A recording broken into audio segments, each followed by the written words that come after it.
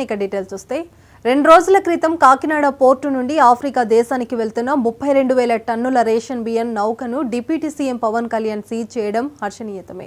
ఇక అయినా అదే పోర్టులో 42,000 టన్నుల రేషన్ బియ్యం అక్రమంగా తరలిస్తున్న కేన్ స్టార్ నౌకను ఎందుకు తనిఖీ చేయలేదని పేర్ని నాని విమర్శించారు. కేన్ స్టార్ అధిపతి వెల్పూరి శ్రీనివాసరావు ఆర్థిక శాఖ మంత్రి విఎం కూడా కావడమే తనిఖీ చేయడానికి కారణమని పేర్ని నాని విమర్శించారు. ఇక వెల్పూరి శ్రీనివాస్ అక్రమంగా తరలిస్తున్న 42,000 టన్నుల బియ్యం ఉప ముఖ్యమంత్రి దృష్టికి రాలేదా అని పేర్ని విమర్శించారు.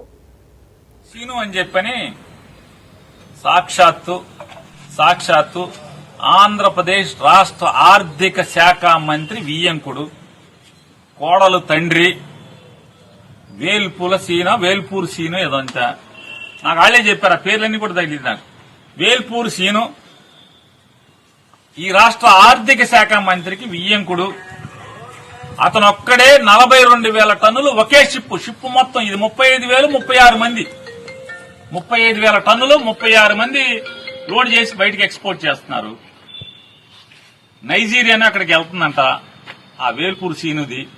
ఆ వేల్పూర్ సీను ఒక్కడే 42,000 టన్నులు ఎక్స్పోర్ట్ చేస్తున్నాడు. ఇది దాంట్లో ఉన్నవా? దాంట్లో లేవా అంటున్నా. దాంట్లో దొంగ బియ్యం లేవా? పీడీఎస్ బియ్యం లేవా? దాంట్లో చూశారా? చూడరా? ఏ వేల్పూర్ సీను అయితే మన కళ్ళకి గంతలు కట్టేసుకుంటారా? అంటే గుర్రానికి కళ్ళకి గంతలు కడతారు. రోడ్డు ఎంబటి వెళ్ళాలి, అటు ఇటు చూడకూడదని. అట్లా చంద్రబాబు నాయుడు గారు ఏమన్నా గంతలు కట్టాడా? అసలు మిమ్మల్ని షిప్లోకి పర్మిషన్ ఇవ్వకుండా ఆపిన వాళ్ళు ఎవరు? పర్మిషన్ ఇవ్వకుండా ఉన్నది ఇద్దరు, అంటే పర్మిషన్ ఇచ్చేది ఇద్దరు. ఆ ఇద్దరు మీతో బోట్లో ఉన్నారు. మరి ఎందుకని పర్మిషన్ ఇవ్వలేదు? వాళ్ళ మీద చర్య అంతే. మరి ప్రభుత్వం ఎంక్వైరీ చేయాలి కదా. ఈ రాష్ట్రానికి ఉప ముఖ్యమంత్రి తర్వాత ముఖ్యమంత్రి రానుని పర్మిషన్ ఇవ్వకుండా జిల్లా కలెక్టర్నేమో పర్మిషన్ ఇచ్చి పంపిస్తారా? ఈయన్నేమో పర్మిషన్ ఇవ్వకుండా ఆపేస్తారా? అంటే కరేపాకులాగా వాడుకుని ఎలక్షన్ వాడుకుని వదిలేస్తారా? ఏంటిదంతా ఈ తంతు? మీరు కెన్స్టార్ దగ్గరికి ఎందుకు వెళ్ళరు? నేను పవన్ కళ్యాణ్ గారు నేను వారిని రిక్వెస్ట్ చేస్తున్నాను.